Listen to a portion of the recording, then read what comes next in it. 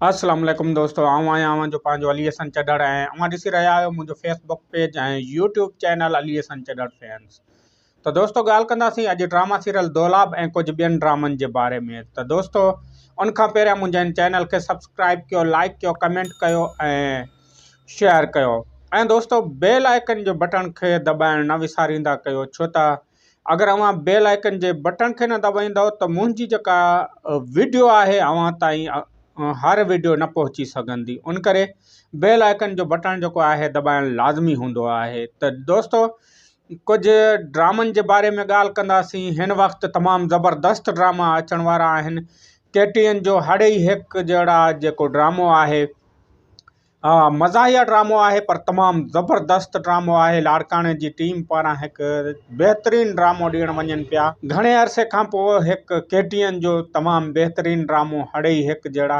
ऐं मां अव्हांखे ॿुधाईंदो हलां त कुझु साल पहिरियां असां इहो स्टेज ड्रामो बि कयो हुयोसीं, हुनजो नालो बि हड़े ई हिकु जहिड़ा हुयो। पर हीउ ड्रामो जेको आहे तमामु मज़ाहिया ऐं ज़बरदस्त ड्रामो आहे।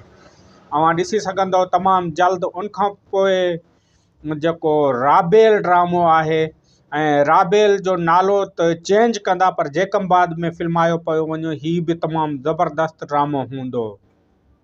ऐं वेरियन जी वस्ती त तमामु बहितरीनु आहे, जंहिंमें तमामु ज़बरदस्त एक्टर आहिनि। ऐं राबेल में अब्बास गुल ओढाणो घणे अरसे खां पोइ जेको आहे ज़ाहिर थिए थो तमामु बहितरीनु अंदाज़ में। अहिड़े क़िस्म जा कई ड्रामा अव्हांखे ॾिसण वटि ईंदा। ऐं धरती TV बि हिकु ड्रामो ठाहे पई, उहो बि तमामु जल्द हुनजे लाइ अपडेट मां ॾींदुसि। पर हिते मेहरान चैनल जो जेको आहे दो ड्रामो, उहो बि तमामु ज़बरदस्त हूंदो। हुन में तमामु ज़बरदस्त एक्टर असद कुरैशी, निसार शाह, इरफान शेख, अहमद अली शेख ऐं ॿिया तमामु ज़बरदस्त जेके एक्टर आहिनि हुन में ईंदा।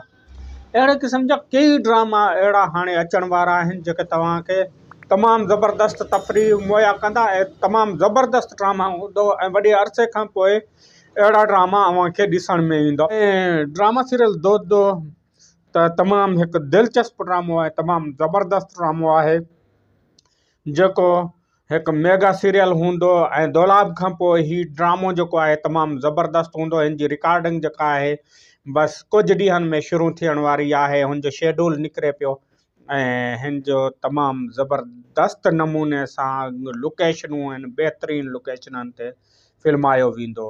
ऐं ड्रामा सीरियल दौलाब जी ॻाल्हि कंदासीं त ड्रामा सीरियल दौलाब जेको आहे उन में हाणे सोढल खे जेको आहे रहज़न ककर वारनि खे चवंदो त मां हिन सां अकेले में ॻाल्हि कयां थो, छो त हू अहिड़ियूं ॻाल्हियूं करे थो जंहिं ते अव्हांखे कावड़ चढ़े थी।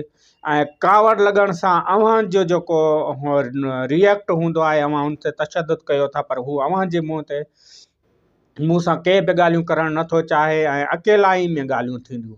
हाणे अकेलाई में जेके ॻाल्हियूं थींदियूं हू उन ते राज़ी थींदो त मां जेका छोकिरी आहे अव्हांजे हवाले कयां थो ऐं हीउ हितां निकिरण जी कोशिशि कंदा। पर मां अव्हांखे इहा ॿुधायां त गुलपरी कॾहिं बि उन्हनि जे हवाले न कंदो।